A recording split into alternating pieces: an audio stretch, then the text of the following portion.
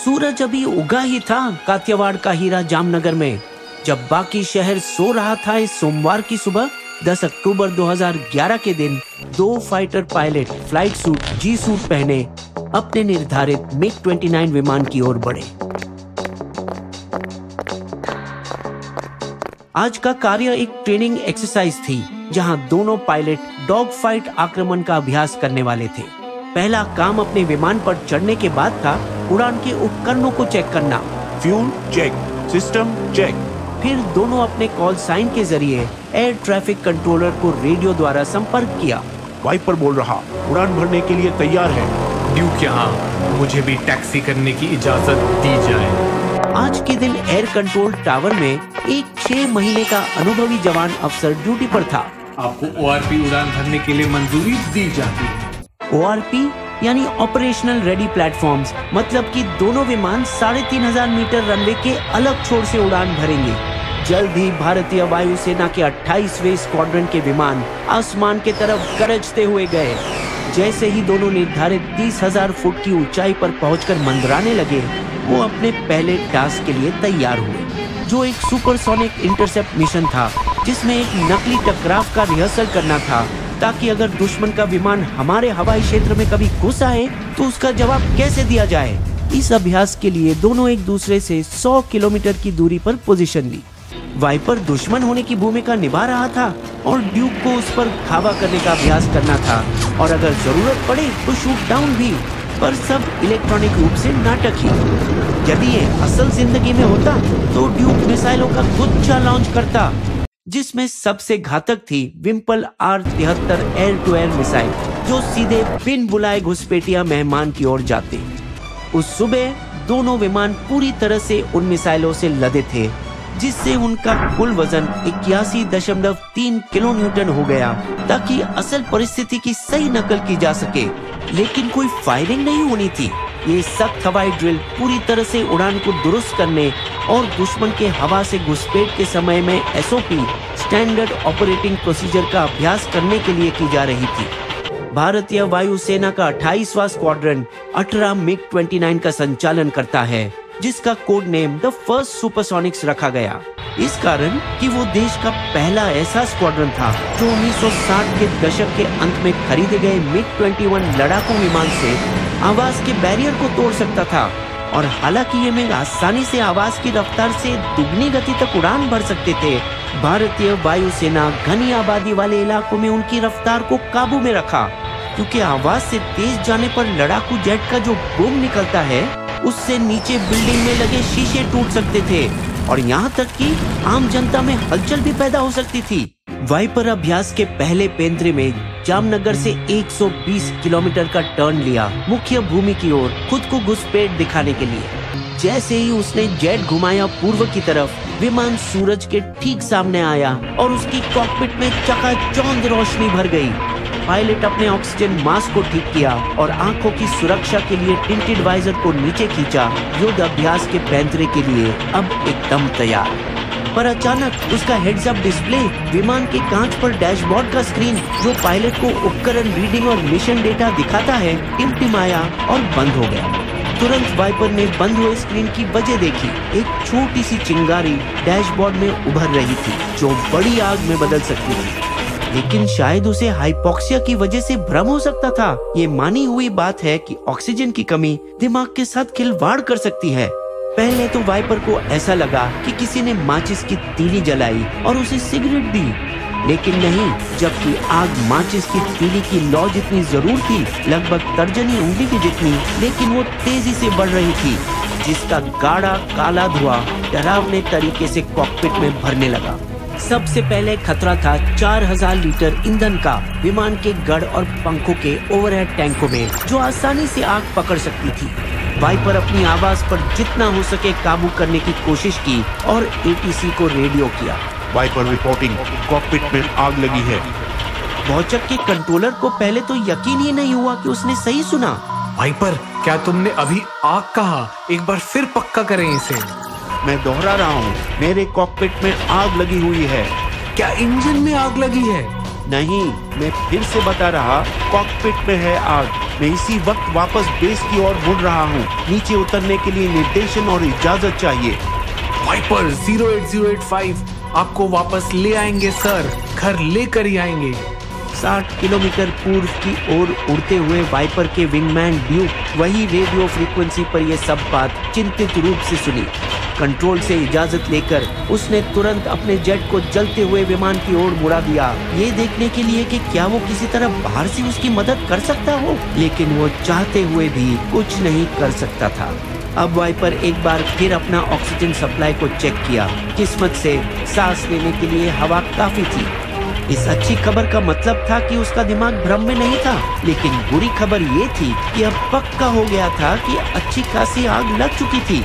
ये सब 60 सेकंड से भी कम समय में हुआ। पायलट ने न केवल आग को पहचान लिया, बल्कि स्थिति को कैसे संभाला जाए वो भी निश्चित कर लिया। हालांकि ऐसे समय में एक मिनट भी अनंत काल जैसा लग रहा था। तुरंत उसने आग को हाथ से दबाकर उसे फैलाने से रोकना चाहा, लेकिन उल्टा पिघले प्लास्टिक के धागे उसके फायर रेजिस्टेंट ग्लव पर चिपके और उसे जोर से जलन महसूस हुई। जलते हुए प्लास्टिक की धुएं की गंध से उसका दम घुटने लगा। और भी खराब था कि वो काला काला धुआं जो विमान के कांच पर गंदगी चिपकाकर उसकी दृष्टता में अड़चन डाल रहा था। संकट के बारे में सुनते ही कई अफसर ग्राउंड कंट्रोल में भागते आए, पर वो जमीन पर और विमान हवा में होते हुए कुछ कर नहीं पाए, सिर्फ चिल्लाए इजेक्ट होने का उपाय तो वो भी जानता था, लेकिन वाइपर को अब भी विश्वास था कि वो अपना जेट सुरक्षित तरीके से नीचे उतार सकते थे। 040 clicks away. Keep coming if you can. ATC के मार्गदर्शन से वो अपनी ऊंचाई कम की 1000 फुट तक और बेस की तरफ आते रहे। लेकिन फ्लाइट मैप के अनुसार कुछ ही मिनटों में उसके सामने एक ऐसा बड़ा खतरा मंडरा रहा था जो भारतीय वायु सेना के इतिहास में शायद ही कोई फाइटर पायलट सामना किया होगा।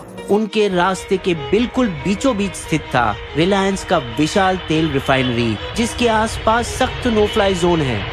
किसी भी विमान को उसके 2 किलोमीटर के दायरे में आने की अनुमति नहीं थी, पर वाइपर का मेघ 1 किलोमीटर से भी नीचे उड़ रहा था। वो भी एक जलता हुआ विमान, घातक मिसाइलों से लैस और पेट्रोल से भरा हुआ, जो खतरनाक तेजी से उसकी ओर बढ़ रहा था। क्या होता अगर वो भारत के सबसे बड़ी रिफाइनरी से टकरा जाए? पायलट तो पक्का शहीद होता, मगर वो अपने साथ उस धमाके से देश की पूरी अर्थव्यवस्था को भी डुबा देता। इसीलिए एक बेताब कोशिश में वाइपर इंजन की टांकी को खोलकर उसे बहाना शुरू किया विमान को हल्का करने के लिए। वाइपर के साथी ड्यूक खतरे में फंसे पायलट का जी हल्का करने के लिए रेडियो से बोला, कम ऑन वाइपर, तुम यहाँ क्रैश नहीं हो सकते, मोटा भाई बहुत नाराज होंगे।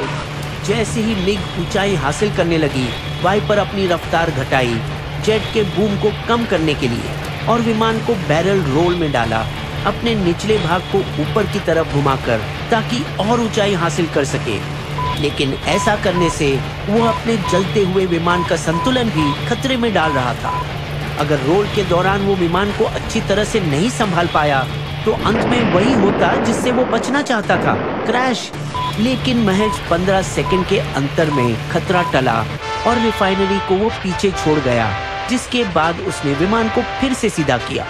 अब वाइपर एटीसी टावर को देख सकता था और उसने ग्राउंड कंट्रोल की मदद से अपने जलते हुए विमान को कुशलता पूर्वक तरीके से बिना किसी घटना के उतारा। जेम्स बॉन्ड की तरह थोड़ा हिला हुआ, लेकिन हौसला अब भी बरकरार। बाद में जब वायुसेना ने रिफाइनरी से हालत जानने के लिए कॉल किया, क्या विमान के बूम से आपको कोई नुकसान हुआ? नहीं तो बस आज की तेज हवाओं ने नाक में दम कर रखा है।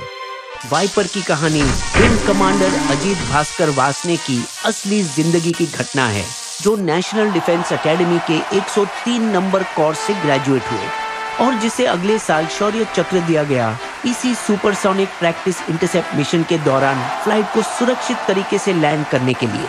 गजब की सूझबूझ और साहस के साथ उन्होंने हवाई क्षेत्र के पास पेट्रोल रसायन प्रतिष्ठान को बचाकर रखा, भले ही इस लंबी उड़ान ने उसकी निजी जीवन को खतरे में डाला। वो भाग्यशाली थे कि उनका मिग लैंड कर गया। अगर पुराना मिग 21 होता तो 1963 से वो 400 से अधिक घटनाएं और 295 दुर्घटनाओं के लिए जिम्मेदार है। जिसमें 200 से ज्यादा IAF पायलट और कम से कम 60 नागरिक मारे गए। इतने सारे क्रैशेस की वजह से इसे उड़ता ताबूत और विधवा मशीन करार दिया गया, मीडिया से और वायुसेना के कुछ सदस्यों द्वारा भी। लेकिन 8 मई 2023 को 19 महीनों के अंदर जब छठा विमान क्रैश हुआ, जिसमें 2 वायुसेना के पायलटों की मौत हुई, पूरे बेड़े पर उड़ने की रोक लगा दी गई तकनीकी जांच के लिए। आमिर खान ने भी अपनी 2006 की हिट फिल्म रंग दे बसंती में इस मुद्दे पर रोशनी डाली थी कि कैसे जिगरी दोस्तों का एक कॉलेज गैंग का जीवन की कठोरता का सामना हुआ जब उनके साथी एक IAF पायलट की ऐसे ही रूटीन ट्रेनिंग के दौरान एक खराब मिग की वजह से मृत्यु हो गई। हालांकि वायुसेना का मतलब ही होता है जान और विमान को बाजी पर लगाना, जहां मशीनों को अपने सीमा तक खींचा जाता है। इस प्रकार की दुर्घटना दर चिंताजनक है। 872 MiG-21 भारत के पहले सुपरसोनिक लड़ाकू विमान थे, जिन्हें 1963 में तब के सोवियत संघ से खरीदा गया था, अमेरिका से खरीदे गए पाकिस्तान के F-104 के जवाब में।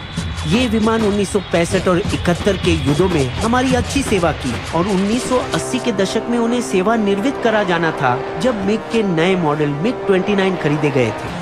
इन MiG-29 ने 1999 के कारगिल युद्ध में भारत की बहुत मदद की, क्योंकि वे मीडियम से लंबी दूरी के BBR मिसाइलें फायर कर सकते थे, जो पाकिस्तानी F-16 को कारगिल में अपनी जमीनी सेना की मदद करने से रोक पाए। 1980 के दशक के बीच हाल हिंदुस्तान एरोनॉटिक्स लिमिटेड को भारत के लड़ाकू विमानों के नए फाइटर बेड़े को डिजाइन और उत्पादन करने का काम सौंपा गया।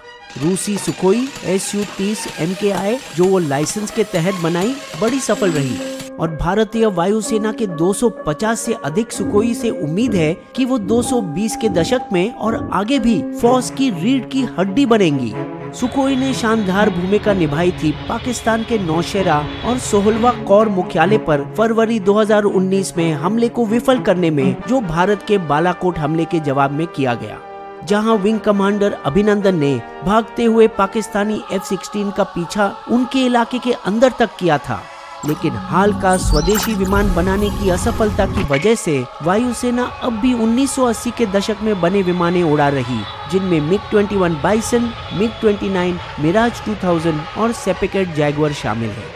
इन्हें युद्ध में लड़ने के लिए लगातार बेहतर बनाया जा रहा। उदाहरण के लिए नए रेडर के साथ, जो एक बार में 10 टारगेट ट्रैक करके 4 को निशाना बना सकता है। ग्लास कॉकपिट अब HOTAS hands on throttle and stick है, जिसमें अब फ्रांसीसी नेविगेशन सिस्टम और नए वीडियो रिकॉर्डर और मैप जनरेटर भी जोड़े गए।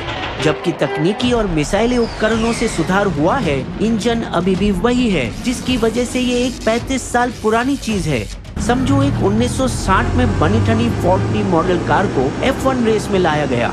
हमारे जाने माने तेजस LCA लाइट कॉम्बैट एयरक्राफ्ट के बनने में एक तो काफी देर लगी है और उसमें फिर भी समस्याएं हैं, क्योंकि हाल एक स्थिर इंजन नहीं बना पाया। 36 रफाल और 40 तेजस मार्क 1 जेट को छोड़कर पिछले कुछ दशकों में कोई नए विमान नहीं लाए गए और न ही कोई ऑर्डर दिया गया। नतीजा ये कि लड़ाकू स्क्वाड्रन की संख्या घटकर 32 रह गई, 42 की जरूरत से काफी कम, जो हमें जरूरत पड़ेगी अगर पाकिस्तान और चीन के खिलाफ एक साथ लड़ना पड़े। यदि 2011-12 में UPA 2 के दौरान 126 रफाल लड़ाकू विमानों का साइन किया गया पिछला ऑर्डर पूरा हो जाता, तो आज भारत कहीं बेहतर स्थिति में होता। लेकिन राजनीति के वजह से ये नहीं हुआ और अंत में केवल 36 रफाल जेट 7 के बजाय 2 स्क्वाड्रन के लिए पर्याप्त ही आए, हालांकि थोड़ी सस्ती कीमत पर। जब मोदी जी फ्रांस के राष्ट्रपति इमैनुअल मैक्रोन के मुख्य अतिथि थे, उनके जुलाई 2023 के बेस्टेल डे अवसर पर उम्मीद थी कि वो 26 रफाल मरीन लड़ाकू विमानों के लिए एक और ऑर्डर देकर एयरफोर्स की हालत सुधारेंगे, लेकिन उन्होंने ऐसा नहीं किया। हालांकि एक महीने पहले जून 2023 में अपनी अमेरिका यात्रा के दौरान GE ने पक्का किया कि वे अपने F414 इंजन का उत्पादन हाल को 80% तकनीकी ट्रांसफर के साथ मिलकर करेंगे, जिससे भारत और हाल को एक भरोसेमंद इंजन की सबसे बड़ी बाधा को पार करने में मदद करेगा और अपने पुराने 83 MiG-21 बाइसन्स को तेजस LCA मार्क 1A से रिप्लेस कर सकता है अगले 3 सालों के अंदर। केवल बाइसन ही नहीं, जैगुआर मिराज और मिग 29 के बाकी बूढ़े हो चुके स्क्वाड्रन को भी जल्दी से ही रिटायर करना होगा। दूसरा बहुत ज्यादा क्रैश होने वाला सैन्य विमान है ALH एडवांस लाइट हेलीकॉप्टर ध्रुव, रुद्र, चीता और चेतक। लेकिन वो एक रूसी हेलीकॉप्टर था। उस 8 दिसंबर 2021 की धुंध भरी सुबह को कुनूर के पहाड़ों में, जहां CDS जनरल रावत और उनकी पत्नी की क्रैश में मौत हुई। इशारा करते हुए हमारे ALH चॉपर की ओर, जो 200 से ज्यादा दुर्घटना में 297 लोगों की जान ली पिछले 30 वर्षों में गैर सैन्य स्थितियों में। और जबकि Agusta Westland helicopter VVIP movement के लिए खरीदे गए थे, जिस पर हमने पहले एक बढ़िया स्टोरी की थी, ALH जो अक्सर खोज और बचाव अभियानों में लगाए जाते हैं, जैसे अरुणाचल में AN32 दुर्घटना में हमारे जवानों की तलाश के लिए, बिस्बो पर उसकी शानदार कहानी जरूर देखें, और जो बॉर्डर के पास बेस पर सामान पहुंचाने के लिए भी महत्वपूर्ण होते हैं, जहां बड़े विमाने नहीं पहुंच सकते, उसे अपग्रेड नहीं किया गया। बावजूद इसके कि हेलीकॉप्टर पर भरोसा ना होने के कारण आजकल अंतिम मील डिलीवरी के लिए खच्चर उनकी जगह ले रहे हैं। ये अगला मसला है जहां ध्यान देना होगा। भारत के बहादुर और काबिल लड़ाकू पायलटों को ऐसे विमानों की जरूरत है जो उनका हुनर का साथ दे सके, और हमारे उड़ते ताबूतों को हमेशा के लिए स्वर्ग पहुंचा दिया जाना चाहिए। बिस्बो की शायरी, नभे नहीं दुल्हन नहीं हमारे पुराने मिग, वनवास कर लो उसे, कर लो उसके कब्र डिग, दोनों खतरों से लड़ने के लिए कुछ भी कर लो गिग, क्योंकि दुश्मन डर जाएंगे देखकर हमें बिग। हमारे वीडियो कंटेंट के सारे स्रोत आपको डिस्क्रिप्शन में भी मिलेंगे।